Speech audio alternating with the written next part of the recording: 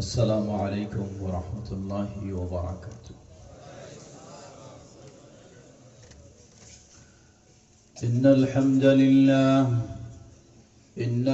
لله نحمده ونستعينه ونستغفره ونعوذ بالله من شرور أنفسنا ومن سيئات أعمالنا، ومن يهده الله فلا مضل له ومن يضلل فلا هادي له، وأشهد أن لا إله إلا الله وحده لا شريك له، وأشهد أن محمدا عبده ورسوله. يا أيها الذين آمنوا اتقوا الله حق تقاته ولا تموتن إلا وأنتم مسلمون. يا أيها الناس اتقوا ربكم الذي خلقكم من نفس واحدة وخلق منها زوجها وبث منهما رجالا كثيرا ونساء، واتقوا الله الذي تساءلون به والأرحام، إن الله كان عليكم رقيبا. يا أيها الذين آمنوا اتقوا الله وقولوا قولا سديدا يصلح لكم أعمالكم ويغفر لكم ذنوبكم، ومن يطع الله ورسوله فقد فاز فوزا عظيما. أما بعد، فإن خير الحديث كتاب الله، وخير الهدي هدي محمد صلى الله عليه وسلم، وشر الأمور محدثاتها، وكل محدثة بدعة، وكل بدعة ضلالة، وكل ضلالة في النار. فأعوذ بالله من الشيطان الرجيم. بسم الله الرحمن الرحيم. قل إن كنتم تحبون الله فاتبعوني يحببكم الله ويغفر لكم ذنوبكم، والله غفور رحيم. وعن أبي هريرة رضي الله تعالى عنه قال: قال رسول الله صلى الله عليه وسلم: كل أمتي يدخلون الجنة إلا من أبى. قيل: يا رسول الله ومن يأبى؟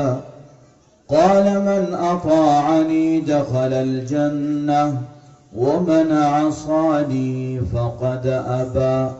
رواه البخاري।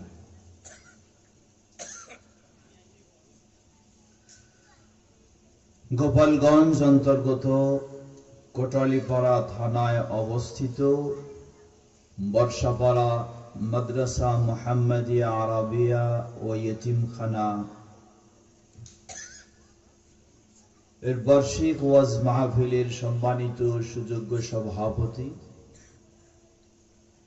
বিশিষ্ট সমাজ সেবক জনাব মাওলানা এস.এম. জাকারিয়া আজকের এই ওয়াজ মাহফিলের মাননীয় প্রধান অতিথি, বিশিষ্ট ইসলামী চিন্তাবিদ, বাংলাদেশ জমিয়তে আহলে হাদিসের সুযোগ্য সভাপতি, যিনি অসুস্থতা সত্ত্বেও কিছুক্ষণ আগে অত্যন্ত মূল্যবান বক্তব্য রেখেছেন, অধ্যাপক ডক্টর আব্দুল্লাহ ফারুক হাফিজাহুল্লাহ, সভাপতি বাংলাদেশ জমিয়তে আহলে হাদিস।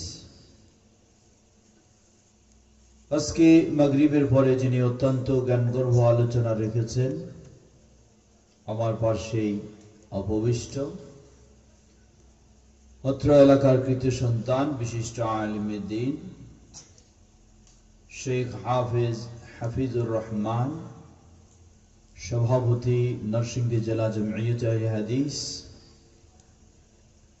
এবং মুহাদ্দিস মাদ্রাসা দারুল হাদিস সালাফিয়া নারায়ণগঞ্জ, আমন্ত্রিত অতিথিবৃন্দ, উলামায়ে কেরাম, অত্র মাদ্রাসার সম্মানিত সুযোগ্য প্রিন্সিপাল, উস্তাদবৃন্দ,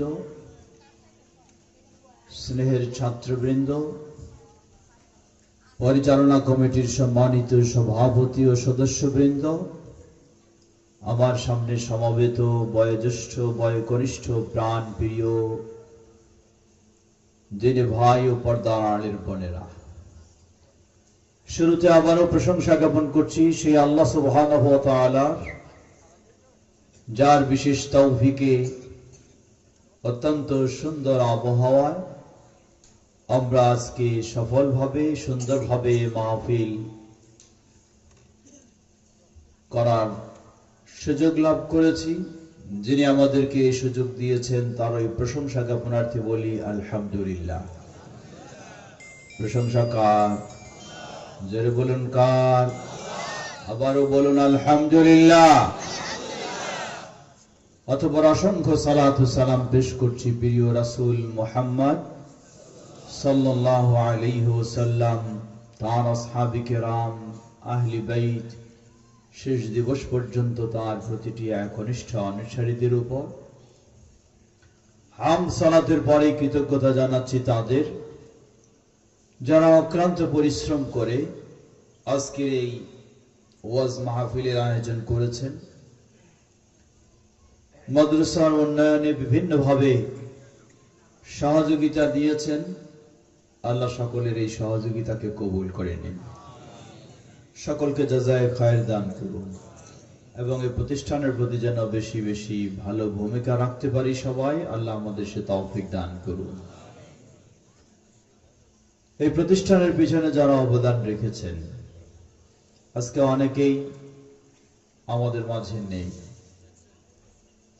প্রায় 33 থেকে 35 বছর আগে এই প্রতিষ্ঠানের ভবন নির্মাণ হয়। আপনারা হয়তো অনেকে জানেন, সেই ভবন নির্মাণের ক্ষেত্রে অনুদান পাওয়ার ক্ষেত্রে যিনি সবচেয়ে বড় অবদান রেখেছিলেন, এশিয়া মহাদেশের অন্যতম ইসলামী শিক্ষাবিদ, ইসলামী চিন্তাবিদ, বাংলাদেশ জমিয়তে আহলে হাদিসের দীর্ঘ 43 বছর ধরে যিনি সভাপতি ছিলেন, আল্লামা প্রফেসর ডক্টর মোহাম্মদ আব্দুল বারী রাহিমাহুল্লাহ,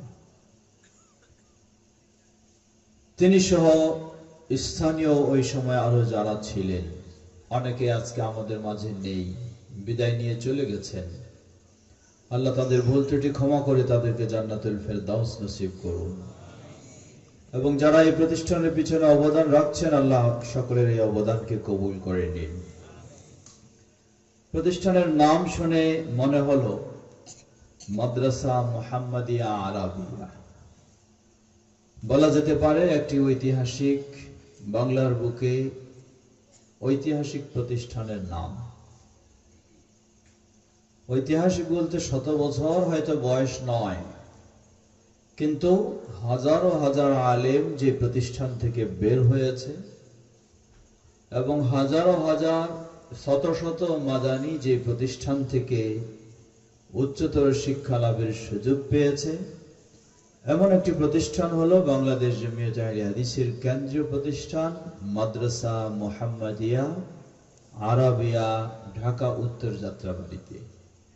আমার যতটুকু মনে হয় সেই নামের সাথে মিল রেখেই, ভালো আশা নিয়েই এই মাদ্রাসাটিরও নামকরণ করা হয়েছে মাদ্রাসা মুহাম্মাদিয়া আরাবিয়া। আল্লাহ এই মাদ্রাসাকেও সেই পথেই চলার তৌফিক দান করুন। এখানেও যেন সেই ধরনের যোগ্য বিজ্ঞ আলেম তৈরি হয়, এমনই ভাবে এই প্রতিষ্ঠানটিকে কবুল করে নিন। প্রিয় ভাই আমার, রাত দীর্ঘ হয়ে যাচ্ছে। বিজ্ঞ ওলামায়ে কেরামের কাছে অনেক বক্তব্য শুনেছেন। ছোট্ট একটি আয়াতকে সামনে রেখে এবং একটি হাদিস, আমি সামান্য কিছু কথা বলার চেষ্টা করব। যদি আপনারা মনোযোগ সহকারে শোনার চেষ্টা করেন, শুনবেন, শুধু শুনবেন আর কিছু তো করবেন না, তাই না? না শুনবেন এবং মানবেন। মাহফিলের হিসাব নেই।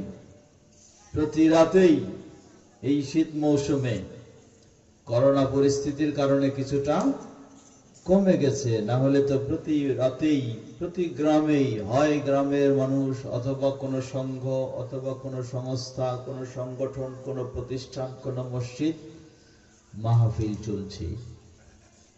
যদি সেই মাহফিলের কথাগুলি আমাদের বাস্তব জীবনে আমরা প্রয়োগ করতাম, তাহলে আমরা অনেক সুন্দর হয়ে যেতে পারতাম, ঠিক না? কিন্তু আফসোস, বাস্তব প্রয়োগ আমাদের মাঝে খুবই কম। আমরা মনে করি মাহফিলে যাব, যা শুনবো ওটা কোথায় থাকবে? মাহফিলেই থাকবে, আমার সাথে যেন না যায়, ঠিক না? মাহফিলেই থাকবে, আমার সাথে যেন না যায়। এই ধরনের যদি হয় চিন্তা, এই চিন্তা নিয়ে মাহফিলে আসলেও কোনো লাভ নেই, শুনলেও কোনো লাভ নেই। সুতরাং আসুন, বেশি না হলেও একটি বিষয় হলেও আমাদের টার্গেট থাকতে হবে। আজকের এই মাহফিলে একটি বিষয় হলেও নতুন আমার জীবনে পরিবর্তন আসা চাই। প্রস্তুত আছি তো ইনশাআল্লাহ? আল্লাহ তৌফিক দান করুন, বলুন আল্লাহুম্মা আমিন। প্রিয় ভাইরা আমার, জান্নাতের আশায় কতজন কত পথ ধরেছেন। এমনকি কেউ কেউ তো পথ ধরেছেন স্টিমারে চড়ে যদি জান্নাতে যাওয়া যায়, সেই পথ ধরেছেন, তাই না? স্টিমারে চড়ে জান্নাতে যাওয়ার পথ চিনেন তো? বিশাল সমুদ্র পার হতে হলে স্টিমার ছাড়া তো উপায় নাই। সেই স্টিমার বা লঞ্চ বা ফেরিতেই উঠতে হবে। আর এই লঞ্চ বা ফেরিতে উঠতে চাইলে কারো মরিদ না হয়ে তো কেউ আপনাকে উঠাবে না। এজন্য পীর সাহেবদের কেউ কেউ ঘোষণা দিচ্ছেন, কিয়ামতের কঠিন বিভীষিকাময় দিনে ওই পুলসেরাত পার হওয়ার জন্য পীর সাহেবের বিশাল বড় জাহাজ থাকবে। আপনি মুরিদ হলে ডাকে আপনাকে তুলে নিয়ে পার করে চলে যাবে কোথায়? জান্নাতে না কোথায়? হ্যাঁ, লা হাওলা ওয়ালা কুওয়াতা ইল্লা বিল্লাহ। এমনটাই যদি সুযোগ হতো তাহলে তো খুব সহজেই জান্নাতে যাওয়া যেত। প্রতিদিন 5 ওয়াক্ত ফরজ সালাতের পরে একটি গুরুত্বপূর্ণ আয়াত পাঠ করি। মনে আছে সেই আয়াতটি কি? আয়াতুল কুরসি। আল্লাহ কি বলেছেন? আল্লাহ রাসূল সাল্লাল্লাহু আলাইহি ওয়াসাল্লাম ফজিলত বর্ণনা করেছেন, কোন মুসলিম যদি 5 ওয়াক্ত ফরজ সালাতের পর আয়াতুল কুরসি পাঠ করে তাহলে এর মর্যাদা হলো জান্নাতে যেতে তার শুধু মৃত্যুই বাকি। বলুন সুবহানাল্লাহ। সেই আয়াতুল কুরসি প্রতিদিন স্মরণ করে দিচ্ছে। মান যাল্লাযী ইয়াশফাউ ইনদাহু ইল্লা বিইযনিহি, কার ক্ষমতা রয়েছে আল্লাহর কাছে সুপারিশ করবে তার অনুমতি ছাড়া। সুবহানাল্লাহ। মন চাইলেই আল্লাহর কাছে সুপারিশ করে বসবে, এই সুযোগ কোনোদিন হতে পারে না। বরং পৃথিবীর বুকে সেই কিয়ামতের কঠিন বিভীষিকাময় দিনে সর্বপ্রথম যিনি সুপারিশ করার অনুমতি লাভ করবেন তিনি কোন পীর সাহেব বলেন তো এবার? তিনি কোন পীর সাহেব? তিনি শ্রেষ্ঠ রাসূল মুহাম্মদ সাল্লাল্লাহু আলাইহি ওয়াসাল্লাম। তিনি চাইলেই কি সুপারিশ করতে পারবেন? সহিহুল বুখারীর দীর্ঘ হাদিস, মানুষেরা যখন কিয়ামতের কঠিন বিভীষিকাময় ময়দানে আবদ্ধ হয়ে থাকবে, জান্নাতে যেতে শুধু একটু সুপারিশের প্রয়োজন। তারা ছুটাছুটি করে যাবেন আদম আলাইহিস সালামের কাছে, তিনি অপারগতা প্রকাশ করবেন। যাবেন তারা পৃথিবীর বুকে সর্বপ্রথম রাসূল নূহ আলাইহিস সালামের কাছে, তিনি অপারগতা প্রকাশ করবেন। যাবেন তারা ইব্রাহিম আলাইহিস সালামের কাছে, তিনি অপারগতা প্রকাশ করবেন। যাবেন মূসা আলাইহিস সালামের কাছে, তিনি অপারগতা প্রকাশ করবেন। যাবেন ঈসা আলাইহিস সালামের কাছে, তিনি অপারগতা প্রকাশ করে পরামর্শ দিবেন, তোমরা চলে যাও এমন একজনের কাছে যার অতীত ভবিষ্যৎ অগ্রিম আল্লাহ সুবহানাহু ওয়া তাআলা ক্ষমা করে দিয়েছেন। বলুন সুবহানাল্লাহ। সেই মুহাম্মদ বিন আব্দুল্লাহ আলাইহিস সালাতু ওয়াস সালামের কাছে তোমরা চলে যাও। তারা যাবেন, গিয়ে বলবেন, বলার সাথে সাথেই তিনি সুপারিশ করে ফেলবেন। বিষয়টি এমন নয়। নবী সাল্লাল্লাহু আলাইহি ওয়াসাল্লাম বলেন, ফাআখিরু লিল্লাহি সাজিদা, বলার সাথে সাথে আমি আল্লাহর কাছে সিজদায় পড়ে যাব, আল্লাহর কাছে কাঁদবো, যথাযথ প্রশংসা করব, আল্লাহর কাছে আবেদন নিবেদন করব। এরপরে আল্লাহ বলবেন, ইয়া মুহাম্মদ ইরফা রাসাক, হে মুহাম্মদ তোমার মাথা উঠাও, ওয়াসাল তুতা, তুমি চাও তোমাকে দেওয়া হবে, ওয়াশফা তুশফা, তুমি সুপারিশ করো তোমার সুপারিশ কবুল করা হবে। বলেন সুবহানাল্লাহ। সুবহানাল্লাহ। এত মর্যাদা পাওয়ার পরেও যিনি আল্লাহর অনুমতি ছাড়া সুপারিশের সুযোগ পাবেন না, আর আজকে কতজন কিভাবে ঘোষণা দিচ্ছেন। অথচ নবী মুহাম্মদ সাল্লাল্লাহু আলাইহি ওয়াসাল্লাম সতর্ক করেছেন, তিনি বলেছেন, জেনে রাখো, শাফাআতি হিয়া লিমান লা ইউশরিক বিল্লাহি শাইআ, ওই কিয়ামতের কঠিন বিভীষিকাময় দিনে আমার ওই মহান শাফাআত, মহান সুপারিশ শুধু তারাই লাভ করবে যারা কোনোদিন আল্লাহর সাথে শিরকে লিপ্ত হয়নি। বলুন সুবহানাল্লাহ। এর মানে কোন বুজুর্গ যদি মুরিদানকে ডাকে তার দিকে তার পায়ে সেজদা দেওয়ার জন্য, ওই পীর আর ওই মুরিদ শিরকে লিপ্ত হয়েছে কিনা? কোনদিন নিজেই সুপারিশ কি রাসূলের পাওয়ার সুযোগ তার থাকবে? ওইভাবে যদি মারা যায় নিজেই সুপারিশ পাবে না, অন্যের সুপারিশ তো দূরের কথা। মানুষ একটু ভাবে না। যদি একটু ভাবতো সমস্যাটা কোন জায়গায়। সবচেয়ে বড় সমস্যা হলো মানুষ আজকে ইসলাম মানে কোরআন হাদিসের আলোকে নয়, মানুষ ইসলাম মানে কে কি বলে সেই আলোকে, ঠিক কিনা? যার কারণে পীর সাহেবদের যুক্তি আছে না? কি যুক্তি? দুনিয়ার আদালতে যদি আপনি যান, নিজেই নিজের বক্তব্য পেশ করতে পারবেন? হ্যাঁ, কি লাগবে? উকিল ধরতে হবে না? তো আল্লাহ তো হলেন আহকামুল হাকিমিন, সেরা হাকিম। সেই সেরা হাকিমের কাছে, দুনিয়ার হাকিমের কাছে যদি বক্তব্য নিজেই পেশ করতে পারেন না, উকিলের দরকার হয়, তাহলে সেরা হাকিমের কাছে বক্তব্য পেশ করতে গেলে কত বড় উকিল লাগবে। আর এই উকিল কে? এই উকিল হইল পীর সাহেব। খুব সহজ বুদ্ধি দিয়ে দেয়, আর মানুষ মনে করে এটার নামই হলো কি? এটার নামেই ইসলাম। বলুন সুবহানাল্লাহ। নাউযুবিল্লাহ। এইভাবে ইসলাম নেওয়ার কারণে মানুষ আজকে ইসলাম থেকে বের হয়ে যাচ্ছে, ঈমান থেকে বের হয়ে যাচ্ছে।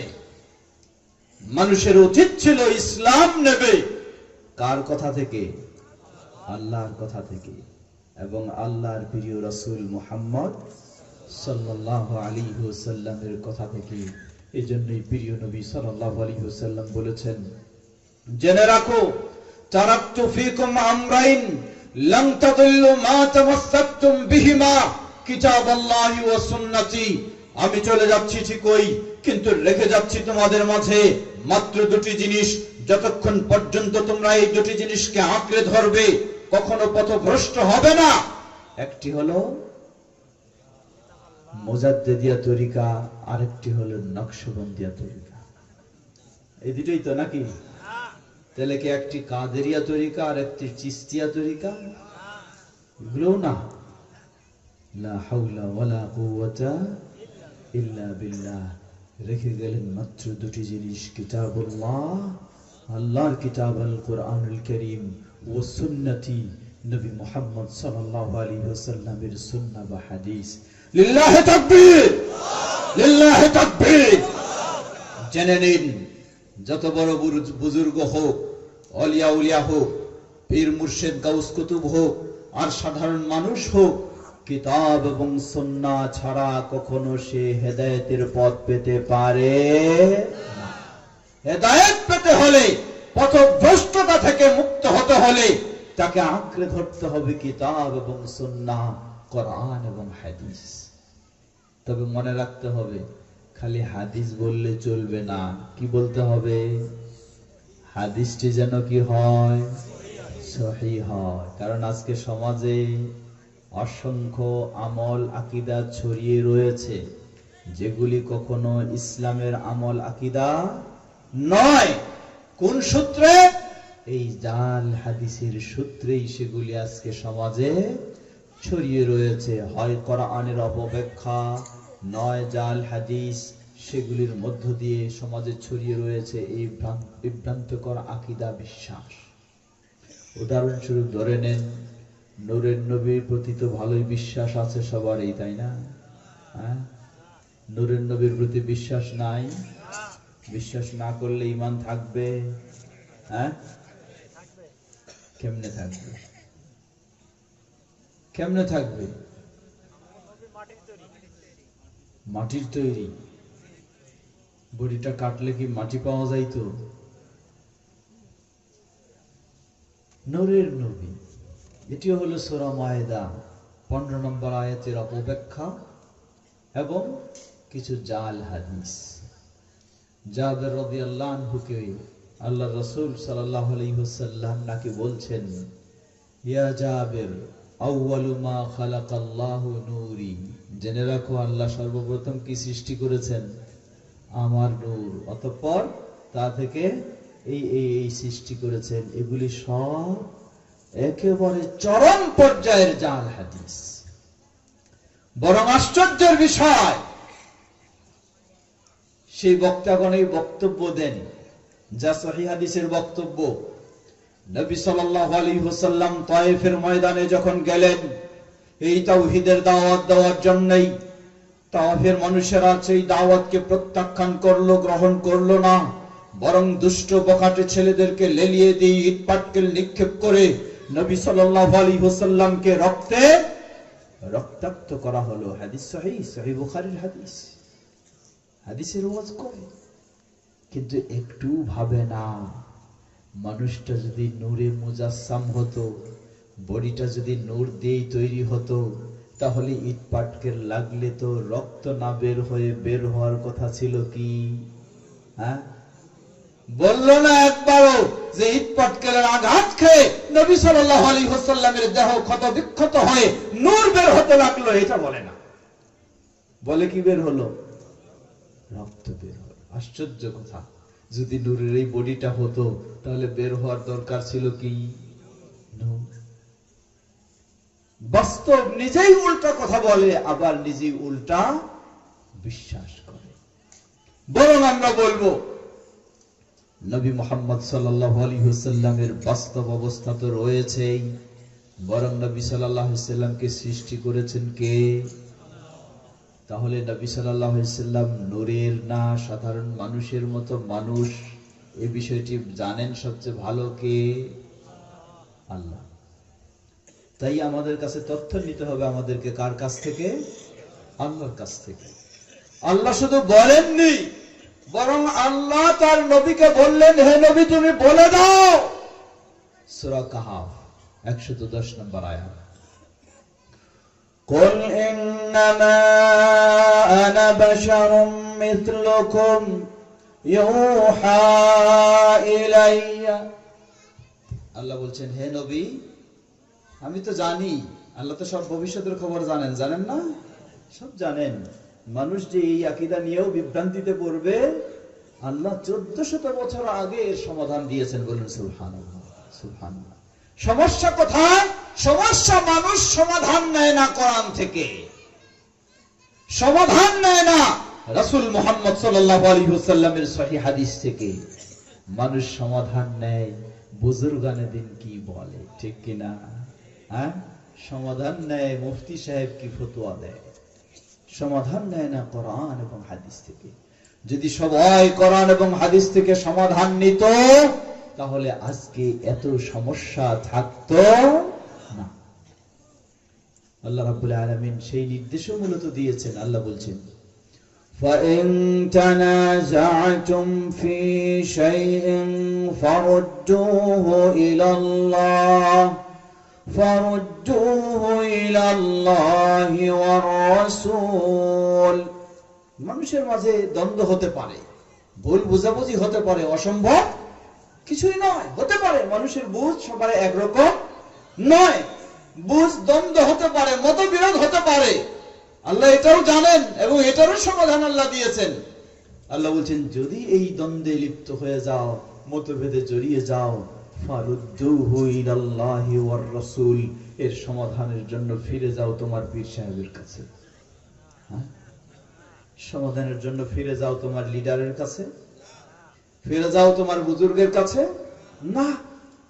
ফারুদ্দুহু ইলাল্লাহি ওয়ার রাসূল, ফিরিয়ে দাও সমাধানের জন্য আল্লাহর দিকে, মানে আল্লাহর কিতাবের দিকে, এবং রাসূল অর্থ রাসূল মুহাম্মদ সাল্লাল্লাহু আলাইহি ওয়াসাল্লামের জীবদ্দশায় তার দিকে, তার অবর্তমানে তার সহিহ হাদিসের দিকে, যদি তোমরা মুমিন হয়ে থাকো। আল্লাহু আকবার।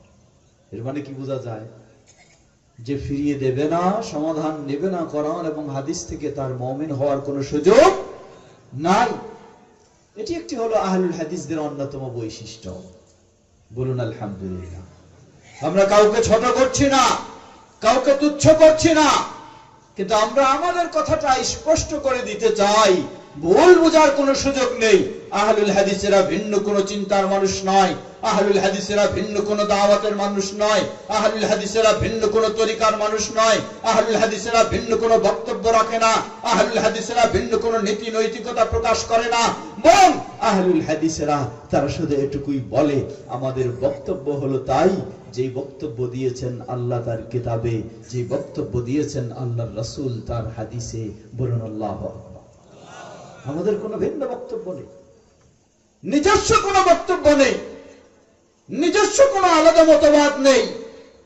এটাই প্রকৃতপক্ষে খোঁজ নিয়ে দেখুন, সেই প্রসিদ্ধ ইমাম আবু হানিফা রাহিমাহুল্লাহ, ইমাম মালিক রাহিমাহুল্লাহ, ইমাম শাফি রাহিমাহুল্লাহ, ইমাম আহমদ বিন হাম্বল রাহিমাহুল্লাহ, তারা সবাই কিন্তু কোরআন এবং হাদিসকে অনুসরণ সাধ্যপক্ষে নিজেরাও করেছেন এবং মুসলিম উম্মাহকে সেই অনুসরণ করার জন্যই তারা নির্দেশনা দিয়েছেন। বলুন আলহামদুলিল্লাহ।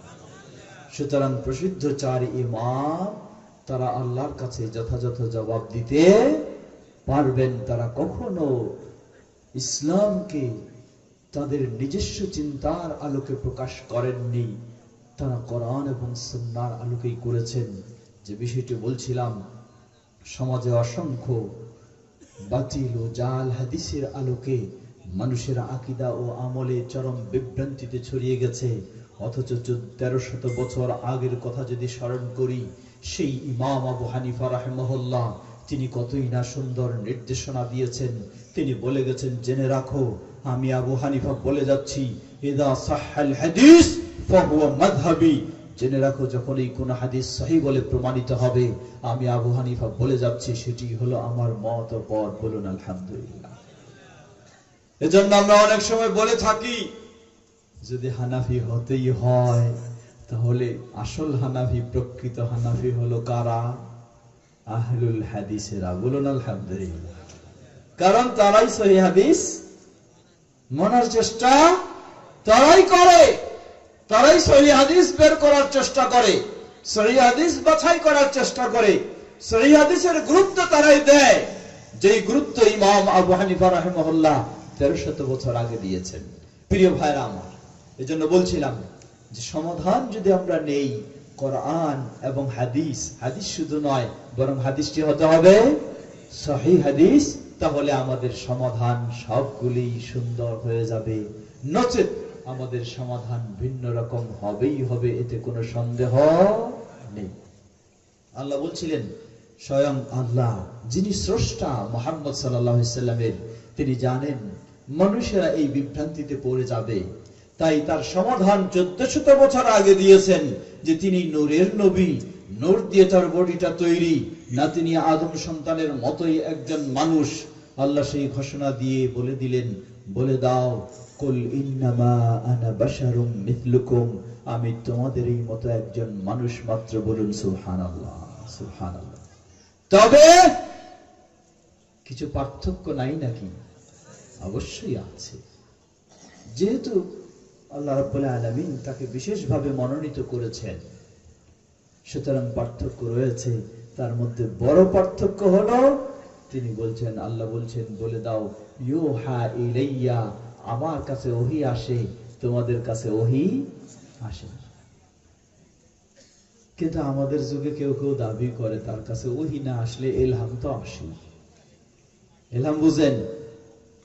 ইলহাম মানে কিছু গোপন কথা আসে, যেগুলির মাধ্যমে তিনি নতুন কিছু আবিষ্কার করতে পারেন। এবং কেউ দাবিও করে বসে তার কাছে ওহী আসে। কারো কাছে কি নবী সাল্লাল্লাহু আলাইহি সাল্লামের পরে আর ওহী আসতে পারে? যদি কেউ দাবি করে তাহলে সে সত্যবাদী না মিথ্যাবাদী? হ্যাঁ, আমি যদি আপনাদের সাথে দ্বিমত করি,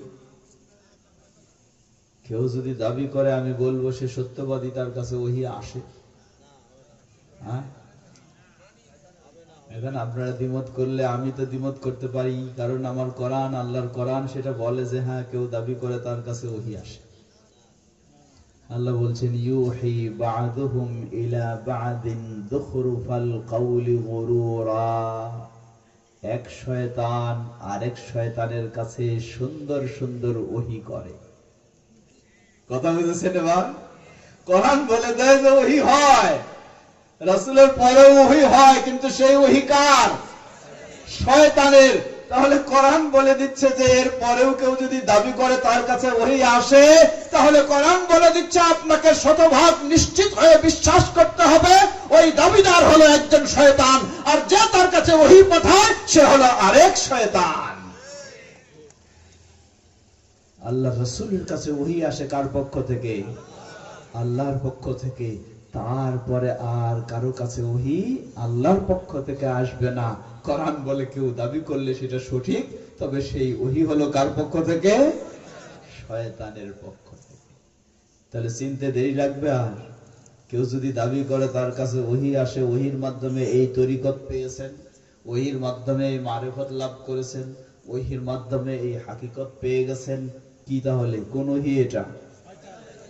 প্রিয় ভাইরা, সত্যিই মানুষ ঘুরে ফিরে একটাই কথা, যখন কোরআন এবং সুন্নাহ থেকে মানুষ দূরে সরে যাবে, তখন অটোমেটিক ভাবে মানুষ হেদায়েত থেকে দূরে সরে যাবে। এজন্য ফিরে আসতে হবে সবাইকে আবার সেই পথেই।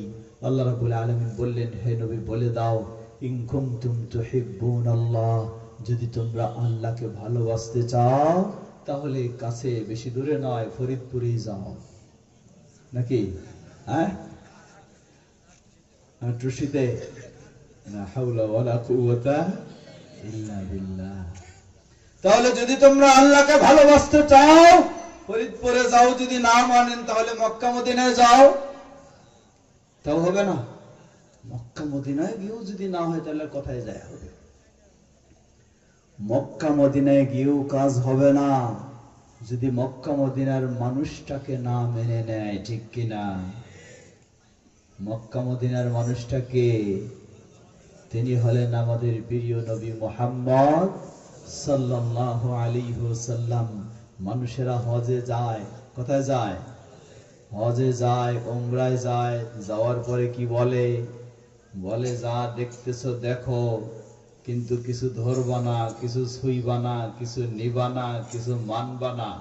দেশ থেকে যা নিয়ে আসছো সেটার উপরেই থাকবা, নতুন কিছু নিবা না। এমন ব্যক্তি যদি হজ করতে যায় তার কোনো পরিবর্তনের আশা করা যায়? কিছু না। অনেক মুআল্লিমরা বলে দেয় কি, ওই প্লেনে উঠানোর সময় বলে দেয়, এই প্লেনে উঠলেন, যা নেওয়ার নিয়েছেন, আর নামার পরে আবার প্লেনে উঠা পর্যন্ত আর কিছু কোনো বই নিবেন না, কোনো কারো কথা শুনবেন না। এর মানে কি?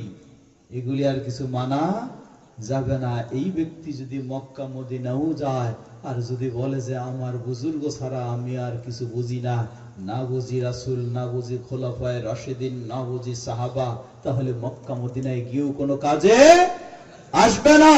তবে আমারও বলতে চাই, আল্লাহর রহমতে আবার অনেকেরই সেই দৃশ্য যখন বাস্তব সচক্ষে দেখে তখন তার হৃদয় খুলে যায়। বলুন সুবহানাল্লাহ।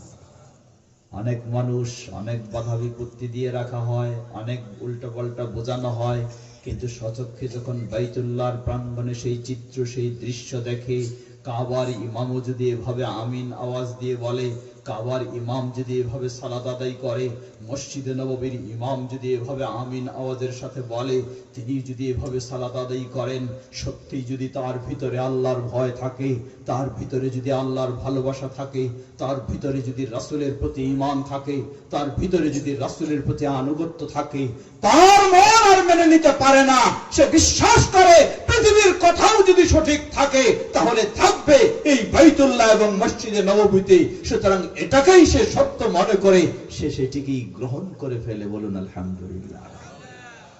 সেটা গ্রহণ করে, কিন্তু যার ভিতরটা কি করা হয়েছে?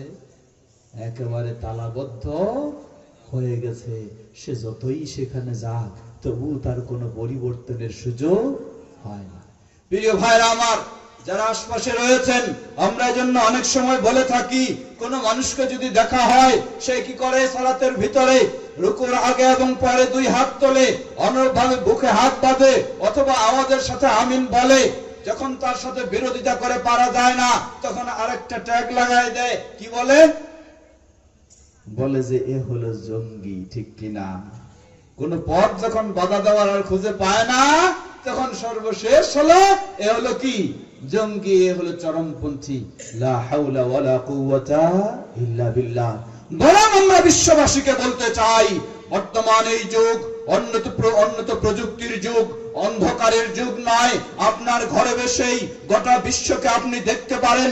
আপনি আপনার ঘরে বসেই আপনার টিভি যদি অন করেন, বাইতুল্লাহর চ্যানেল যদি অন করেন, মসজিদে নববীর চ্যানেল যদি অন করেন, তাহলে আপনার ঘরে বসেই আপনি দেখতে পান মসজিদে নববীর ইমাম কিভাবে সালাত আদায় করছেন, বাইতুল্লাহর ইমাম কিভাবে সালাত আদায় করছেন।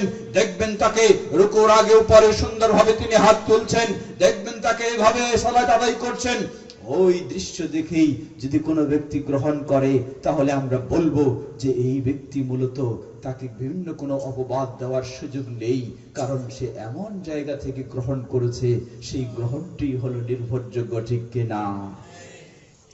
অতএব এই অপবাদ দিয়ে থামানো যাবে না। একদিন সেটি ছড়িয়ে যাবে ইনশাআল্লাহ। বলুন ইনশাআল্লাহ। এটি আমার কথা নয়, এই ভবিষ্যৎবাণী করেছেন আমাদের প্রিয় রাসূল মুহাম্মদ সাল্লাল্লাহু আলাইহি ওয়াসাল্লাম। নবী সাল্লাল্লাহু আলাইহি ওয়াসাল্লাম তিনি পৃথিবীর বুকে ইসলাম নিয়ে এসেছেন। আল্লাহ রাব্বুল আলামিন তাকে সর্বশেষ নবী রাসূল হিসেবে প্রেরণ করেছেন। তার মাধ্যমেই দিনের পরিপূর্ণতা দান করেছেন, ঠিক কিনা? আরাফার ময়দানে বিদায় হজ্জের সময়ে আয়াত নাজিল হলো। আল্লাহ বললেন, আল ইয়াউমা আকমালতু লাকুম দীনাকুম ওয়া আতমামতু আলাইকুম নি'মাতি ওয়া রাদিতু লাকুমুল ইসলাম দীনা। আজকেই আমি তোমাদের জন্য আল ইয়াউমা আকমালতু লাকুম দীনাকুম, তোমাদের দিনকে আমি পরিপূর্ণ করে দিয়েছি। একটি বিষয় মনে রাখবেন, রাসূল সাল্লাল্লাহু আলাইহি ওয়াসাল্লাম যতদিন পৃথিবীতে ছিলেন ততদিন দিন পরিপূর্ণ ছিল না। যখন তার বিদায় ঘটে গেছে, অপর দিকটার পরিপূর্ণতা লাভ করেছে। কারণ পৃথিবীতে তার প্রয়োজন ছিল ততদিন যতদিন দিন পরিপূর্ণ হয়নি। আল্লাহ তার বিদায়ের মাধ্যমে দিনকে পরিপূর্ণ করে দিয়েছেন। সুতরাং রাসূল সাল্লাল্লাহু আলাইহি ওয়াসাল্লামের পরে নতুন কিছু আসার সুযোগ আছে, কিন্তু যে কোনো একটি মাযহাব না মানলে তো ইসলামেই হবে না, কোন একটি তরিকা না ধরলে তো ঈমানেই থাকবে না, ঠিক কি না? হ্যাঁ, তাহলে এগুলি নতুন না রাসূল সাল্লামের দেওয়া? হ্যাঁ, যদি নতুনই হয়ে থাকে, আবার বলি যে রাসূল সাল্লাল্লাহু আলাইহি ওয়াসাল্লামের মাধ্যমে ইসলামের পরিপূর্ণতা লাভ করেছে। এজন্যই ইমাম মালিক রাহিমাহুল্লাহ তিনি বলেন, মান ইবতাদা ওয়া রাআহা হাসানাতান ফাকাদ ইদ্দাআ বিকাউলিহি আন্না মুহাম্মাদান সাল্লাল্লাহু আলাইহি ওয়াসাল্লাম قد খান ফি তাবলীগ রিসালাতিহি। নাউযুবিল্লাহ। ইমাম মালিক রাহিমাহুল্লাহ বলেন, যে ব্যক্তি নতুন কিছু ইসলামে ইবাদতের নাম দিয়ে বেদাত চালু করবে আর মনে করবে এটাই হলো ভালো, এটাই হলো কি ভালো, তার এই চালু করার দাবির মাধ্যমে যেন সে বলতে চায় যে মুহাম্মদ সাল্লাল্লাহু আলাইহি ওয়াসাল্লাম তার রিসালাত প্রচার করতে খিয়ানত করেছেন। কি বলবেন? সুবহানাল্লাহ বলবেন? বলেন নাউযুবিল্লাহ। আপনি যদি আপনার কথা বা কাজের মাধ্যমে বলতে চান যে মুহাম্মদ সাল্লাল্লাহু আলাইহি ওয়াসাল্লাম তার রিসালাত প্রচার করতে খিয়ানত করেছেন, তাহলে আপনার ঈমানদার থাকার সুযোগ আছে? সুযোগ নেই। বলছে কেমনে খিয়ানত? মুহাম্মদ সাল্লাল্লাহু আলাইহি ওয়াসাল্লামের মাধ্যমে আল্লাহ দ্বীনকে কি করলেন? পরিপূর্ণ করে দিলেন। আর তিনি কি পরিপূর্ণ দ্বীন প্রচার করেছেন না করেননি?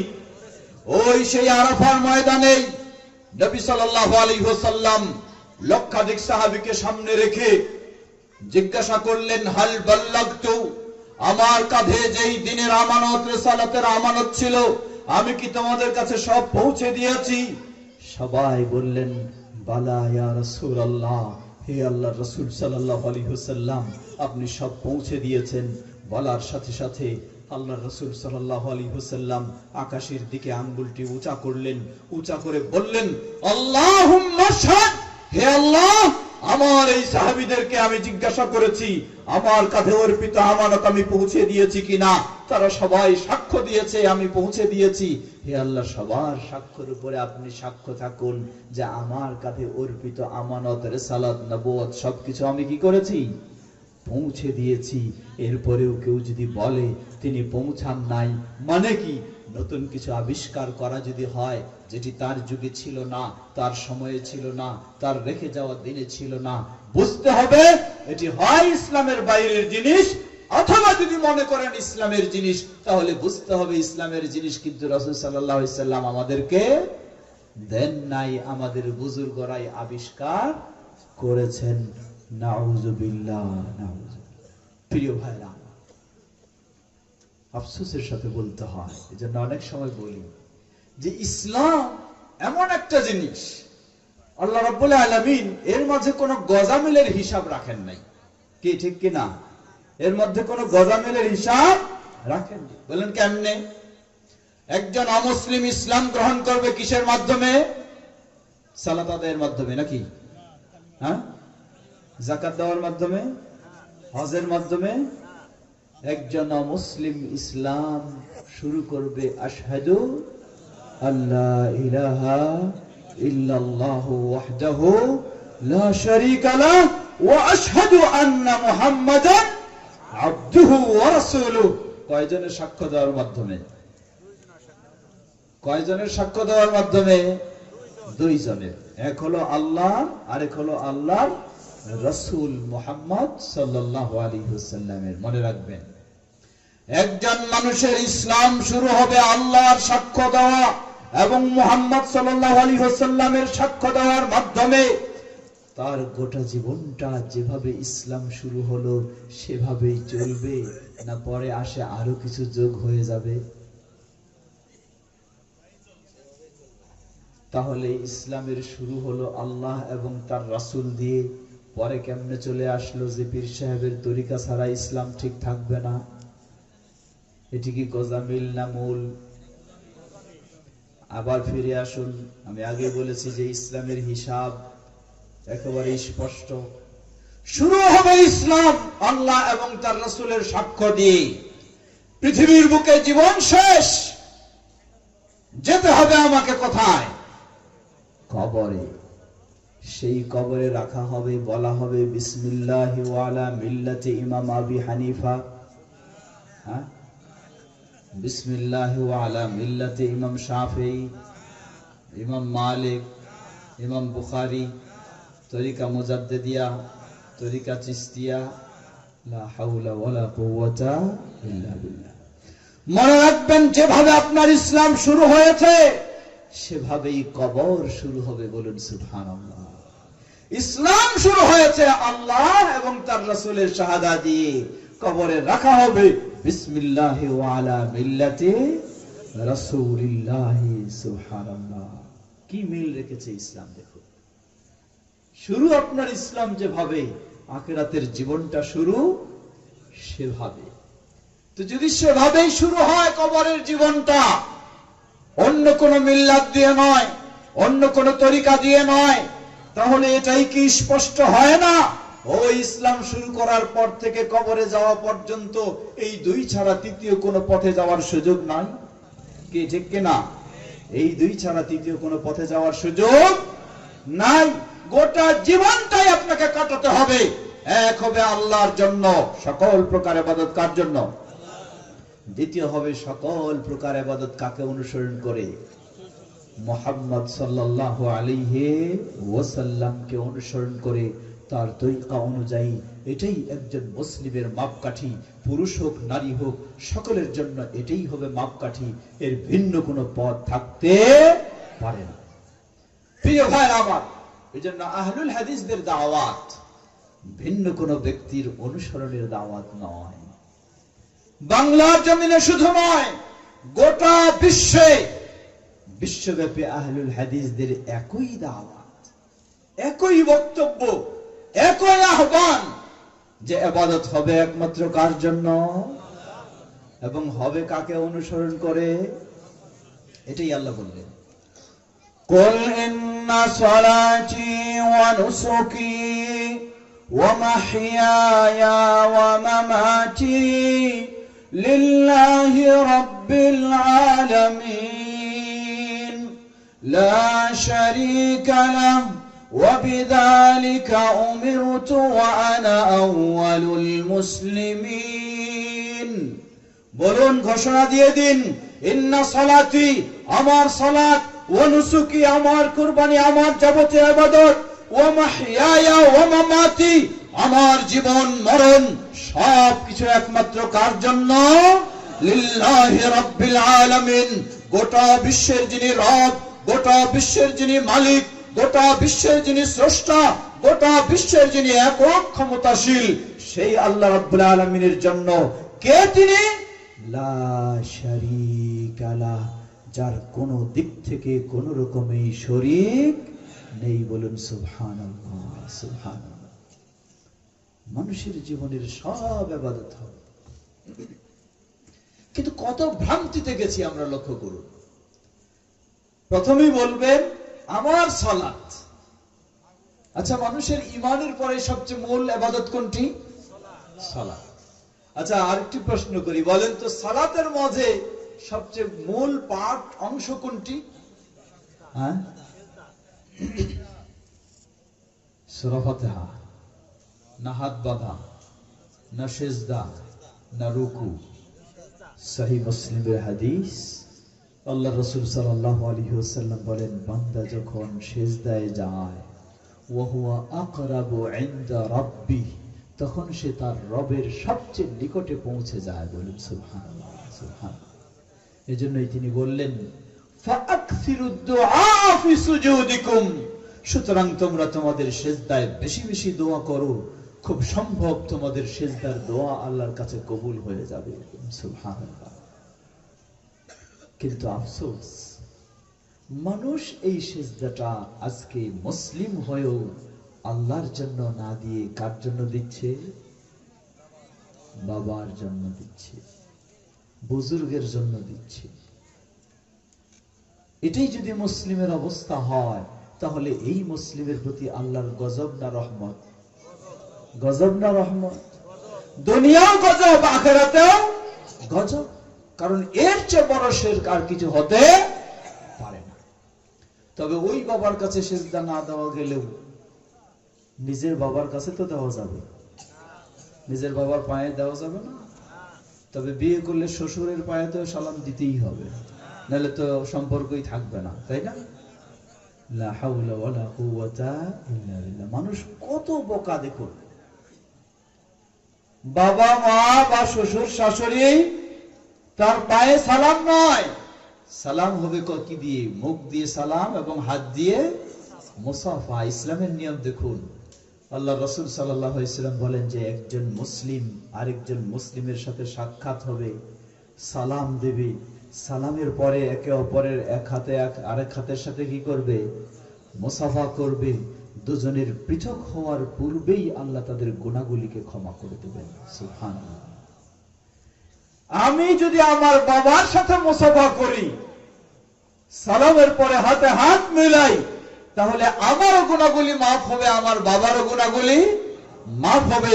কিন্তু ইসলামের এই পদ্ধতি অনুসরণ না করে জাহেলি ও মুশরিকদের পদ্ধতি অবলম্বন করে আমরা কি করি? মাথা নত করে পায়ে সালাম করি। যেটা হয়ে যাবে কি? গুনাহ মাফ তো দূরের কথা, ঈমানটাই হারিয়ে যাবে, ঈমানটাই হারিয়ে যাবে। এগুলি হলো আমাদের সামাজিক কালচার। এগুলি সবই একই কারণ। তা হলো কালচারগুলো আজকে আমরা গ্রহণ করছি, সামাজিক ভাবে কোরআন এবং সুন্নাহ থেকে গ্রহণ করছি না। সুতরাং সালাম সকলের সাথে এক, কারো পায়ে কোনোদিন সালাম হতে পারে না। প্রিয় ভাইরা আমার, ফিরে আসি আবার সেই কথার দিকে। জীবনের সকল ইবাদত হবে একমাত্র কার জন্য? এটির নামেই হলো তাওহীদ। এটির নামেই হলো তাওহীদ। যদি তা হারিয়ে যায় তাহলে স্থান দখল করবে শিরক। পৃথিবীর বুকে সবচেয়ে জঘন্যতম অপরাধ, ঘৃণিত অপরাধ নাম কি? শিরক। একজন মানুষ অনেক ইবাদত করে, কিন্তু যদি সে শিরকে লিপ্ত হয়ে যায়, জান্নাতের আশায় ইবাদত করছিল, জান্নাত কি হয়ে যাবে? হারাম হয়ে যাবে। আল্লাহ বললেন সূরা মায়েদা 72 নম্বর আয়াত, ইন্নাহু মান ইউশরিক বিল্লাহ ফাকাদ হারামাল্লাহু আলাইহিল জান্নাহ ওয়া মাওয়াহুন নার ওয়া মা লিয-যালিমিন মিন আনসার। ইন্নাহু মান ইউশরিক বিল্লাহ, যে আল্লাহর সাথে শিরকে লিপ্ত হয়, ফাকাদ হারামাল্লাহু আলাইহিল জান্নাহ, আল্লাহ ওই মুশরিকের জন্য জান্নাতকে হারাম করে দেন। নাউযুবিল্লাহ। পীর সাহেব আপনাকে এমন তালিম দিলেন, তার কাছে সিজদায় আপনাকে জড়াই দিলেন, জান্নাতে নিয়ে গেলেন না জাহান্নামে নিয়ে গেলেন? জাহান্নামে নিয়ে গেলেন। ওয়া মাওয়াহুন নার, জান্নাত হারাম, জাহান্নাম অপরিহার্য। ওয়া মা লিয-যালিমিন মিন আনসার, এই জালিম মুশরিকদের জন্য দুনিয়া ও আখিরাতে আল্লাহর পক্ষ থেকে কোনো সাহায্য সহযোগিতা হতে পারে না। সুতরাং জীবনের প্রতিটি ক্ষেত্রে ছোট বড় প্রকাশ্য মনে রাখতে হবে, সব ইবাদত হবে একমাত্র কার জন্য? দ্বিতীয়, ছোট বড় প্রকাশ্য সব ইবাদত কার অনুসরণ করে হবে? ওই আয়াতে ফিরে যান, যেটি শুরু করেছিলাম, কুল ইন কুনতুম তুহিব্বুনাল্লাহ, বলে দিন, তোমরা যদি আল্লাহকে ভালোবাসতে চাও ফরিদপুরে যাও নয়, একটি পথ, ফাত্তাবিউনি, আমি রাসূলের অনুসরণ করো। জীবনের প্রতিটি ক্ষেত্রে যদি রাসূলের অনুসরণ হয়, ইউহিব্বুকুমুল্লাহ, তাহলে স্বয়ং আল্লাহ তোমাদেরকে ভালোবাসবেন। বলুন সুবহানাল্লাহ, সুবহানাল্লাহ। আর আল্লাহ যদি ভালোবাসেন, ইয়াগফির লাকুম যুনুবাকুম, তিনি তোমাদের গুনাহগুলিকে ক্ষমা করে দিবেন। বলুন সুবহানাল্লাহ। সুতরাং মুক্তির একটি পথ, তা হলো আল্লাহর জন্য ইবাদত এবং আল্লাহর রাসূলের অনুসরণের মাধ্যমে ইবাদত। এটি আহলুল হাদিসদের দাওয়াত, এটি বর্ষাপাড়া মাদ্রাসা মুহাম্মাদিয়া আরাবিয়ার দাওয়াত, এটি আমাদের দাওয়াত, এটি ইমাম বুখারী, ইমাম আবু হানিফার দাওয়াত, এটি ইমাম মালিক, ইমাম শাফিঈ, ইমাম আহমদ বিন হাম্বল রাহিমাহুল্লাহর দাওয়াত। ভিন্ন কোনো দাওয়াত ছিল না। আসুন আমরা যেন সেই দাওয়াতেই ফিরে আসতে পারি। ইনশাআল্লাহ একদিন না একদিন গোটা বিশ্বের মানুষেরা সেই দাওয়াতের দিকেই ফিরে আসবেই আসবে ইনশাআল্লাহ। আল্লাহ আমাদেরকে সে পথে চলার তৌফিক দান করুন। বলুন আল্লাহুম্মা আমিন।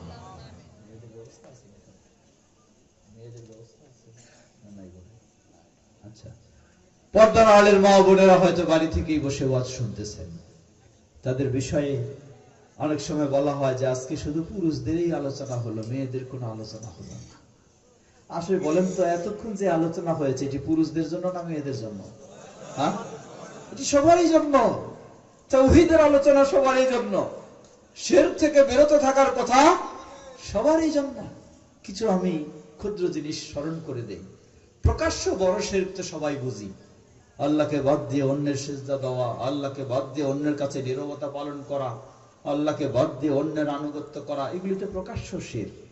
কিছু রয়েছে কালচারগত সূক্ষ্ম শিরক, কিন্তু সেটি শিরক আমাদের সমাজে চলে আসছে, আমরা সেগুলি হয়তো ভ্রুক্ষেপ করি না, গুরুত্ব দিই না, সেই শিরকে লিপ্তই হয়ে থাকছি। আমি অনেক সময় মা বোনদের ক্ষেত্রে সেটি স্মরণ করে দিই, আজকেও স্মরণ করে দিচ্ছি। শুধু মা বোনেরা না থাকলেও আপনারা তো আছেন, আপনাদের বাড়িতে মা বোনেরা আছে না? সামাজিক ভাবে কত রকমের শিরক কালচারগত রয়েছে। একজন মানুষ যখন বাড়ি থেকে বের হয়, তাহলে ঘরের বাইরে তো কিছু কি থাকে, জিন শয়তান থাকে, তাই না? বদনজর লাগে। বিশেষ করে ছোট বাচ্চাদেরকে যখন বাইরে নিয়ে যায়, তখন তো আরো সতর্কতা অবলম্বন করতে হয়। অনেক এলাকায় রয়েছে, এই এলাকায় আছে কিনা জানি না, মা বোনেরা ছোট বাচ্চাদেরকে বাড়ি থেকে বের করলে, সুন্দর সাজায় গুজায় নিয়ে বের করলে যথেষ্ট হয় না, আরেকটি কাজ করতে হয়। কি কাজ? হ্যাঁ, এদিকেও আছে, সবাই দেখি বলেন যে আছে। বাম কপালে একটা কালো টিপ দেয়। যদি প্রশ্ন করেন এই কালো টিপটা কেন, কি জবাব? জবাব, বাড়ি থেকে বের হলে জিন শয়তানের আক্রমণ, বদনজর যেন না লাগে, এই বদনজর থেকেই যেন বাঁচাতে পারে এই কালো টিপ। এই কালো টিপের এত ক্ষমতা, সে মানুষকে বদনজর থেকে রক্ষা করতে পারে। হ্যাঁ, ক্ষমতা আছে না? যদি কেউ এটা বিশ্বাস করে, তাহলে তার ঈমান থাকার সুযোগ আছে। বদনজর থেকে বাঁচাবেন কে? রক্ষা করবেন কে? কিন্তু একজন মুসলিম সে বিশ্বাস করে বদনজর থেকে বাঁচাবে এই কালো টিপটা। নাউযুবিল্লাহ। প্রকাশ্য শিরক, কোনো বলার সুযোগ নেই। শাইখ বলছেন তাবিজও লাগায়, তাবিজ কবজের তো বিষয় আছে, কিন্তু এটা সবারই ঘরে ঘরে আছে না? তা আপনি নিজে বুঝতেছেন নিজে শিরক, তাহলে আপনার ঘরে কেন রাখবেন, কেন হতে দেবেন? আপনার জন্য ফরজ। আপনি যখন জানবেন, বুঝবেন এটা শিরক, নিজে বেঁচে থাকবেন এবং আপনার ঘরের প্রিয় সদস্যদেরকেও সেই শিরক থেকে বাঁচাবেন। চেষ্টা করবেন না ইনশাআল্লাহ? তাহলে এটিকে নিষিদ্ধ করবেন তো ইনশাআল্লাহ? হারাম, শিরক মানে হারাম, নিষিদ্ধ, কোনো সুযোগ নেই। প্রশ্ন আসবে, তাহলে বদনজর থেকে বাঁচার উপায় কি? লক্ষ্য করুন, ইসলাম কত সুন্দর, কত সহজ। সহিহ মুসলিমের হাদিস, আল্লাহ রাসূল সাল্লাল্লাহু আলাইহি ওয়াসাল্লাম বলেন, যখন কোনো মানুষ ঘর থেকে বের হয়, হাদিসের কথা, ঘরের দরজার বাইরে জিন শয়তান তাকে আক্রমণ করার জন্য অপেক্ষা করে থাকে। হাদিস সহিহ। বাস্তবেই সেটি জিন শয়তান আক্রমণের জন্য অপেক্ষা করে, খালি ছোট বাচ্চা না, বড় মানুষ সবাইকে। কিন্তু রাসূল সাল্লাল্লাহু আলাইহি ওয়াসাল্লাম বলেন, কোন মুসলিম যখন ঘর থেকে বের হয়, বের হবে আল্লাহর নামে। কার নামে? ভরসা করবে আল্লাহর উপরে। কার উপরে? বলবে বিসমিল্লাহ ওয়া তাওয়াক্কালতু আলাল্লাহ ওয়ালা হাওলা ওয়ালা কুওয়াতা ইল্লা বিল্লাহ। এই বলে যদি কোন মুসলিম বের হয়, রাসূল সাল্লাল্লাহু আলাইহি ওয়াসাল্লাম বলেন, যখন এই মুসলিম তার মুখ দিয়ে আল্লাহর নাম উচ্চারণ করবে, আল্লাহর উপর ভরসার কথা বলবে, সাথে সাথে তার ঘরের বাইরে অপেক্ষায় থাকা জিন শয়তান তারা একে অপরকে বলা বলি শুরু করে, কাইফা বিহি ওয়া কাদ হুদিয়া ওয়া উকিয়া। কিভাবে তোমরা তার জন্য অপেক্ষা করছো, অথচ সে সঠিক পথ পেয়ে গেছে, তোমাদের আক্রমণ থেকে সে নিরাপদ হয়ে গেছে। বলুন সুবহানাল্লাহ, সুবহানাল্লাহ। এটা হলো তাওহীদের পথ। বদনজর থেকে বাঁচাবেন আল্লাহ, কালো টিপ নয়। তাই আশ্রয় নিব আল্লাহর কাছে, কালো টিপের কাছে নয়। এটি মুশরিকদের কাজ, মুসলিমের কাজ নয়। পর্দার আড়ালের মা বোনদেরকে স্মরণ করে দিবেন, এই ধরনের বহু কালচার রয়েছে আমাদের সমাজে। আমরা হলাম লক্ষ্মী পূজারী, তাই না? হ্যাঁ, লক্ষ্মীর পূজা করেন না? হ্যাঁ, লক্ষ্মীর পূজা করেন না? আগে করতেন। হ্যাঁ, কয়েক আগে করতেন। আবার আমাদের সঙ্গে আরেকটা স্মরণ করে দিচ্ছি, লক্ষ্মীরে এতই ভালোবাসি, ছাড়তে চাই না। অনেক বাসার সামনে ঘরে ঝাড়ু দেয়, ঝাড়ু দিয়ে গেটের সামনে ঝাড়ু রাখে না। কি রাখে না? ঝাড়ু রাখে না। কয় কেন ঝাড়ু রাখো না? কয় ঝাড়ু রাখলে ঘরে লক্ষ্মী ঢুকবে না। নাউজুবিল্লাহ। লক্ষ্মীরে এতই ভালোবাসে, ঘরে নিবেই, তাই ঝাড়ু রাখবে না যেন লক্ষ্মী ঢুকতে না পারে। ঘরে ইবলিসের মতো ছবি টবি মূর্তি পূজা সবকিছু রেখেছে যাতে রহমতের ফেরেশতা প্রবেশ করতে না পারে, এটাতে কোনো অসুবিধা নাই, কিন্তু ঘরে যেন লক্ষ্মী ঢুকতে না পারে এজন্য সেরকম কোনো প্রতিবন্ধকতা সৃষ্টি করবে না। নাউজুবিল্লাহ। ইবলিস সব প্রতিবেশী মূর্তি পূজারীদের, লক্ষ্মী পূজারীদের সাথে উঠতে বসতে চলতে ফিরতে নিজের তাওহীদের কথা ভুলে গিয়ে সব মূর্তি পূজারীদের কালচার নিজেদের মাঝে নিয়ে চলে এসেছে। একজন মুসলিম যখনই বলবে আশহাদু আল্লা ইলাহা ইল্লাল্লাহু ওয়াহদাহু লা শারীকা লাহ, তাকে জানতে হবে, মানতে হবে, সকল প্রকার শিরকের বেড়াজাল ছিন্ন করে তাকে তাওহীদের উপর প্রতিষ্ঠিত হতে হবে। এটাই হবে সে মুসলিম, সেই হবে মুওয়াহহিদ, সেই হবে জান্নাতি। নচেত কখনো জান্নাতে হওয়ার আশা করা খুব কঠিন। এটাই হচ্ছে আহলুল হাদিসদের আহ্বান। আমরা যেন সেভাবে অগ্রসর হতে পারি, সকল প্রকার শিরক থেকে মুক্ত হয়ে, বিদআত থেকে মুক্ত হয়ে, ইসলাম নিষিদ্ধ কর্মকাণ্ড থেকে মুক্ত হয়ে ইসলামের উপর প্রতিষ্ঠিত থাকতে পারি। আল্লাহ আমাদের সবাইকে সে তৌফিক দান করুন। বলুন আল্লাহুম্মা। আমাদের ভাই বলতেছেন, অনেক দেখা যায় যে আমাদের ছেলেরাও এখন কি করে, হাতে কি পরে? ব্রেসলেট পরে, গায়ে গলায় কি পরে? চেন পরে।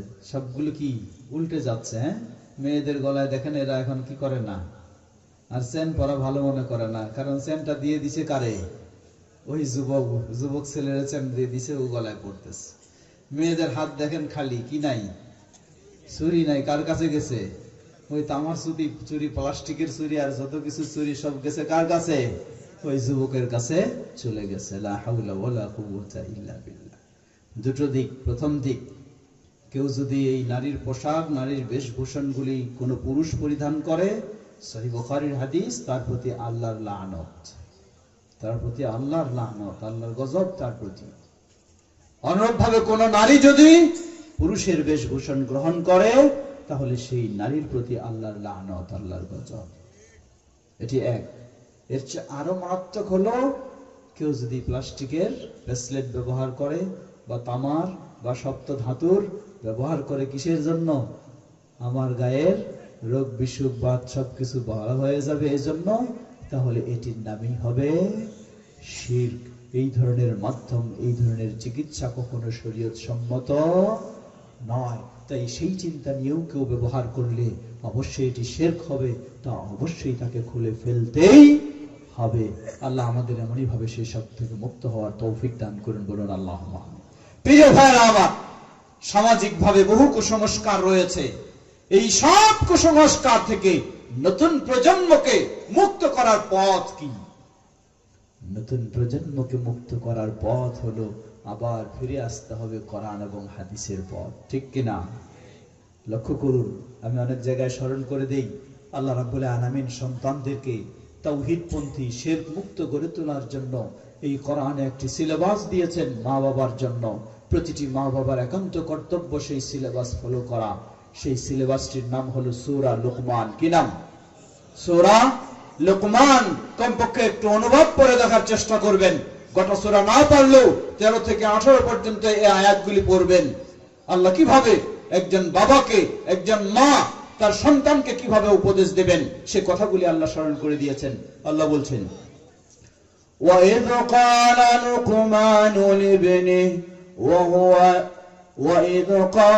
لُقْمَانُ لِابْنِهِ وَهُوَ يَعِظُهُ يَا بُنَيَّ لَا تُشْرِكْ بِاللَّهِ إِنَّ الشِّرْكَ لَظُلْمٌ عَظِيمٌ। স্মরণ করুন যখন লোকমান তার প্রিয় বৎস কলিজার টুকরা সন্তানকে উপদেশ দিতে গিয়ে বলে, লা তুশরিক বিল্লাহ, তুমি আল্লাহর সাথে কখনো শিরকে লিপ্ত হয়ো না। ইন্নাশ শিরকা লাযুলমুন আযীম, কারণ পৃথিবীর বুকে মহা অন্যায় হলো কোনটা? শিরক। আমরা যদি আজকে আমাদের ছোট বাচ্চাদেরকে এই শিক্ষা দিতে পারি পারিবারিক ভাবেই, তাহলে সত্যি আমাদের সন্তানেরা হবে শিরক মুক্ত, হবে তারা তাওহীদপন্থী, হবে তারা ইসলামের উপর সুপ্রতিষ্ঠিত। কমপক্ষে আপনাদেরকে এই আশার বাণী দিতে পারি, আমাদের এই সেই মাদ্রাসা মুহাম্মাদিয়া আরাবিয়া, এটি হলো সেই মাদ্রাসা যেখানে সন্তানদেরকে সেই ধরনের তাওহীদের শিক্ষা দেওয়া হয়। বলুন আলহামদুলিল্লাহ। আপনাদেরকে স্মরণ করে দিচ্ছি, বাংলাদেশ জমিয়তে আহলে হাদিস, আহলুল হাদিসদের একমাত্র মূল আসল সংগঠন বাংলাদেশ জমিয়তে আহলে হাদিস 1946 সালে আল্লামা আব্দুল্লাহ আল কাফি আল কুরাইশি রাহিমাহুল্লাহ ছড়িয়ে ছিটিয়ে বিক্ষিপ্ত থাকা আহলুল হাদিসদেরকে ঐক্যবদ্ধ করে এক প্ল্যাটফর্মে সমবেত করেছিলেন। সেই প্ল্যাটফর্মকে নামকরণ করেছিলেন জমিয়তে আহলে হাদিস। বলুন আলহামদুলিল্লাহ। সেই জমিয়তে আহলে হাদিসের পরিচালনায় একটি বোর্ড রয়েছে, শিক্ষা বোর্ড, বাংলাদেশ আহলে হাদিস তালিমি বোর্ড। সেই তালিমি বোর্ড আজকে আপনাকে সুন্দর সিলেবাস উপহার দিচ্ছে। সেই বোর্ডের আলোকে সুন্দর সিলেবাস ও পাঠ্যসূচি এবং শিক্ষকদের প্রশিক্ষণ সবকিছুর ব্যবস্থা রয়েছে। আমাদের মাদ্রাসা, এই মাদ্রাসা মুহাম্মাদিয়া আরাবিয়া কথা হয়েছে এবং শুরু হয়েছে। সেই পাঠ্যপুস্তক ও সিলেবাস অনুযায়ী যদি আমাদের সন্তানদেরকে গড়ে তুলতে পারি, একদিকে যেমন ভাবে তারা মাদ্রাসা শিক্ষা বোর্ডের অনুযায়ী সেই বিভিন্ন স্তরের পরীক্ষাগুলিতে অংশগ্রহণ করতে পারবে, অপরদিকে তারা আমাদের সঠিক কোরআন ও সুন্নাহর আলোকে, আকীদা আদর্শের আলোকে তাদের বিষয়টা, জীবনটাকেও সুন্দরভাবে গড়ে একজন আদর্শ নাগরিক হওয়ার সৌভাগ্য লাভ করবে। তাই আমরা বলবো, মাদ্রাসায় যেমন অর্থ দিয়ে আপনি সহযোগিতা করবেন, তেমনি আপনার দায়িত্ব হলো, কর্তব্য হলো নিজের সন্তানদেরকে নিজের এলাকায় একজন যোগ্য আলেম তৈরি করারও পরিকল্পনা আপনাদেরকে নিতে হবে ইনশাআল্লাহ। প্রস্তুত আছেন তো ইনশাআল্লাহ? গোপালগঞ্জের মানুষ অত্যন্ত সৌভাগ্যবান। গোপালগঞ্জে এমন কিছু নাই যে এমন স্তর পর্যন্ত এই এলাকার মানুষ পৌঁছে নাই বাংলাদেশে, ঠিক কিনা? সর্বোচ্চ ক্ষমতা পর্যন্ত পৌঁছেছে। কিন্তু আফসোসের সাথে বলতে হয়, কোরআন এবং সহিহ হাদিসের আলোকে সর্বোচ্চ পর্যায়ে পৌঁছার মতো সেরকম যোগ্য আলেম খুব কমই রয়েছে। হয়তো কিছু মাত্র আমাদের ভাইরা রয়েছে, এছাড়া খুব কমই রয়েছে, ঠিক কিনা? এই দুর্বলতা স্বীকার করতে হবে। তাহলে সেই দুর্বলতাও কেটে ওঠার জন্য যদি আমরা আমাদের এই মাদ্রাসাকে আরো সুপ্রতিষ্ঠিত করতে পারি এবং আমাদের সন্তানদেরকে সেই আলোকেই আমরা শিক্ষা দিতে পারি, তাহলে ইনশাআল্লাহ সেই গ্যাপটুকু পূর্ণ হবেই হবে ইনশাআল্লাহ। আল্লাহ আমাদের সেই পদক্ষেপ গ্রহণ করার তৌফিক দান করুন। বলুন আল্লাহুম্মা আমিন। কথা খুব দীর্ঘ করতে চাই না, পরিশেষে সেই মাদ্রাসার কথা স্মরণ করে দিয়ে দু একটি জিজ্ঞাসা আসলে সেগুলি জবাব দিই, আমি শেষ করব। শেষে আরেকটি কথা বলতে চাই। আপনারা এখানে মাত্র কিছু সংখ্যক মসজিদ, বর্ষাপাড়া, কোটালীপাড়া, গোপালগঞ্জের অন্য থানাগুলিতে খুব বেশি তেমন মসজিদ নেই আহলুল হাদিস মসজিদ। তবে আপনাদের আনন্দের সংবাদ দিতে চাই, বর্তমান বিশ্ব, শুধু বাংলাদেশ নয়, বর্তমান বিশ্ব, আন্তর্জাতিক বিশ্ব, ইউরোপ, আমেরিকা, আফ্রিকা, যা বলুন না কেন, সর্বত্রই একটা জোয়ার শুরু হয়েছে।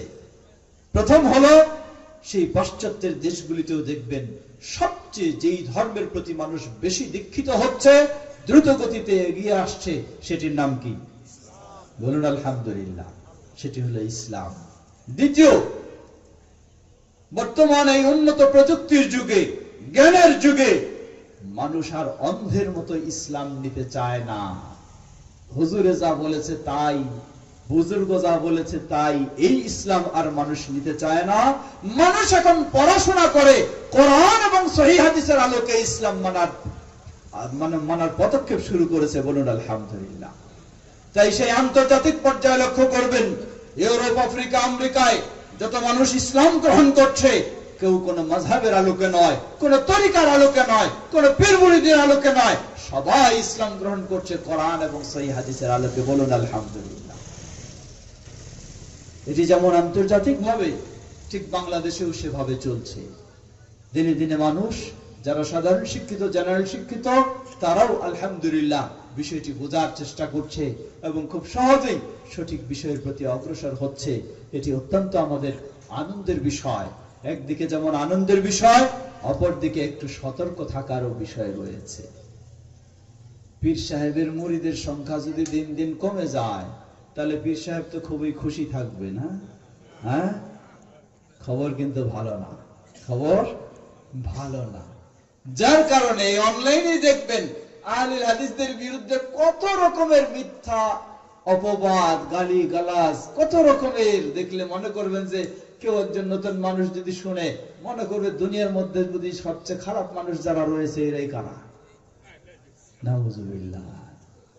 তবে মনে রাখবেন, 1400 বছর আগে ভবিষ্যৎবাণী করেছেন প্রিয় নবী মুহাম্মদ সাল্লাল্লাহু আলাইহি ওয়াসাল্লাম। তিনি বলেছেন, জেনে রাখো, লা তাজালু তাইফাতুম মিন উম্মতি যাহিরিনা আলাল হক লা ইয়াদুররুহুম মান খাযালাহুম হাত্তা ইয়াতিয়া আমরুল্লাহ ওয়া হুম কাযালিক। জেনে রাখো, সর্বদাই পৃথিবীর বুকে একটি দল হকের উপরে প্রতিষ্ঠিত থাকবে।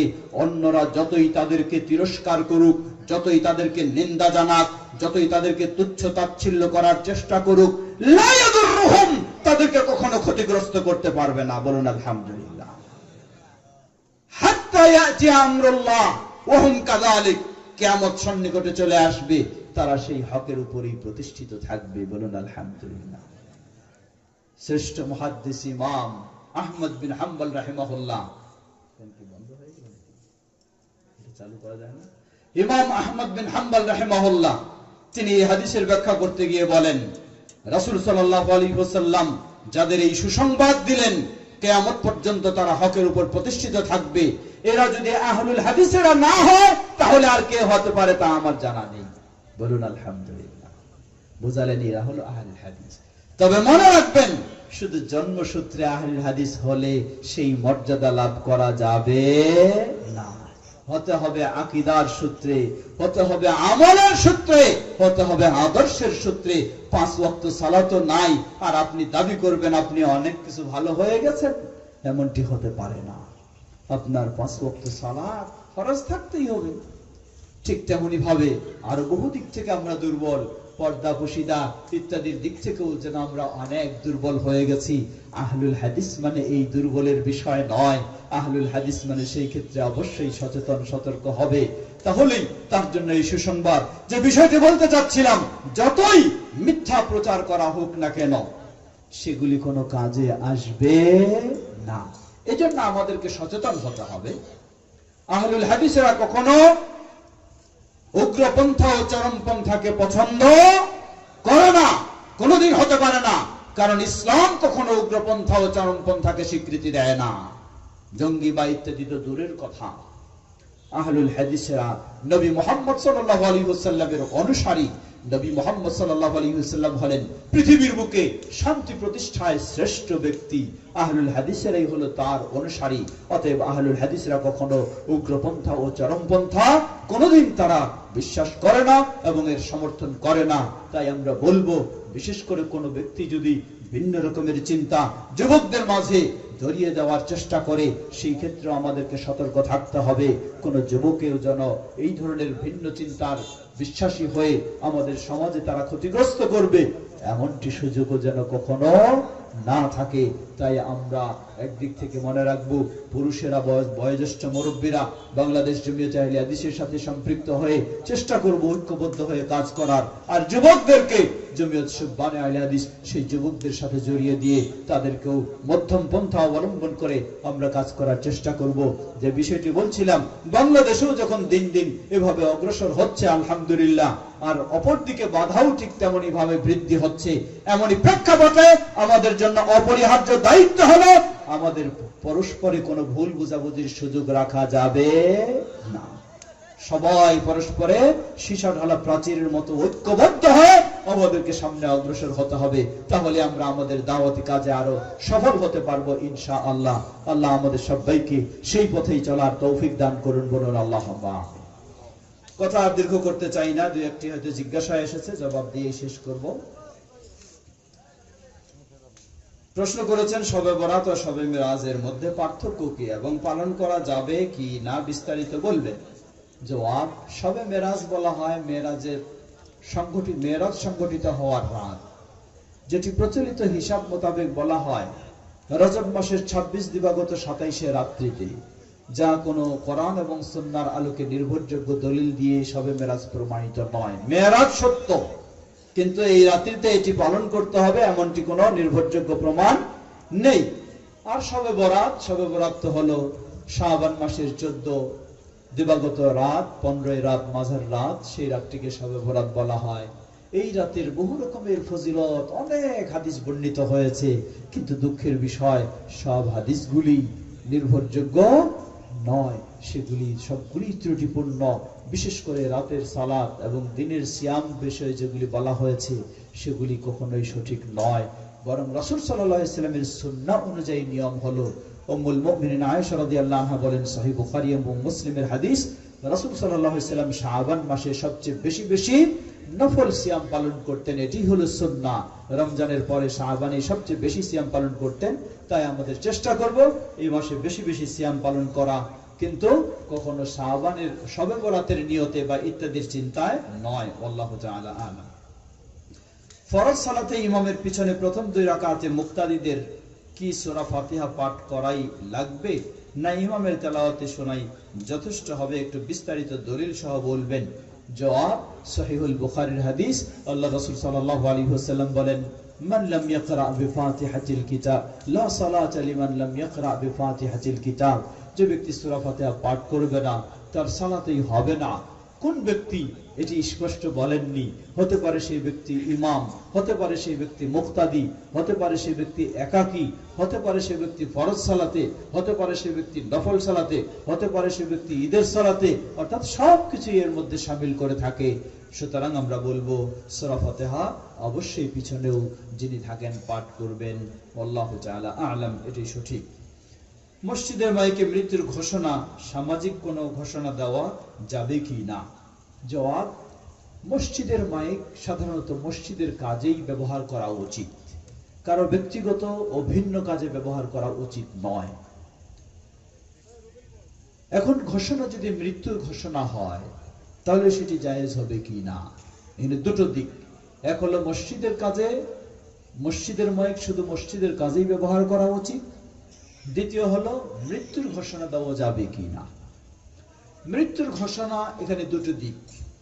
একটি হলো মৃত্যু সংবাদ ঢালাওভাবে প্রচার করা, মৃত্যু ব্যক্তির প্রতি মানুষের জনপ্রিয়তা বৃদ্ধির লক্ষ্যে এই ধরনের চিন্তা নিয়ে মৃত্যুর সংবাদ ঢালাওভাবে প্রচার করা, এমনটি শরীয়তে নিষিদ্ধ করা হয়েছে, জায়েজ নয়। দ্বিতীয় হলো যাদের মাঝে কোনো ব্যক্তি মারা গেছে তাদেরকে জানাজার সংবাদ দেওয়ার জন্য অবগত করানো, বারংবার ঘোষণা নয়। একবার ঘোষণা দিয়ে তাদেরকে জানানো যে আমাদের অমুক ব্যক্তি মারা গেছেন, অমুক সময় তার জানাজা, এতটুকু ঘোষণা দেওয়া জায়েজ রয়েছে। হাদিস সহিহুল বুখারীর হাদিস, নাজাশির বাদশা যখন হাবশার বাদশা নাজাশি যখন মারা গেলেন, রাসূল সাল্লাল্লাহু আলাইহি ওয়াসাল্লামের কাছে সংবাদ আসলে তিনি তার জানাজার ঘোষণা দিলেন। সকলেই ঈদগাহে বের হয়ে জানাজা পড়লেন। এই হাদিস প্রমাণ করে যে কোনো ব্যক্তি নিজের ওই মসজিদের কোনো মুসল্লি যদি মারা যায়, তাহলে তার জন্য মৃত্যু সংবাদ একবার জানাবে এবং জানাজার সংবাদ জানাবে, এটুকু জায়েজ রয়েছে। কিন্তু বারংবার তার নামে ঘোষণা দিয়ে দিয়ে তার মর্যাদা, সম্মান ইত্যাদি বিভিন্ন বৈশিষ্ট্য বর্ণনা করা এবং বিভিন্ন দিকে বিভিন্নভাবে খবর ছড়িয়ে দেওয়ার ব্যবস্থা করা, এমনটি উচিত নয়। আল্লাহু তাআলা আ'লাম। রমাদান মাসে সাহারির জন্য মসজিদের মাইকে ডাকা যাবে কি, না আজান দিতে হবে? জবাব, রাসূল সাল্লাল্লাহু আলাইহি ওয়াসাল্লামের যুগেও সাহারির জন্য মানুষকে জাগ্রত করার ব্যবস্থা গ্রহণ করা হয়েছিল, কিন্তু সেটি হচ্ছে আজানের মাধ্যমে, বিভিন্ন ডাকাডাকির মাধ্যমে নয়।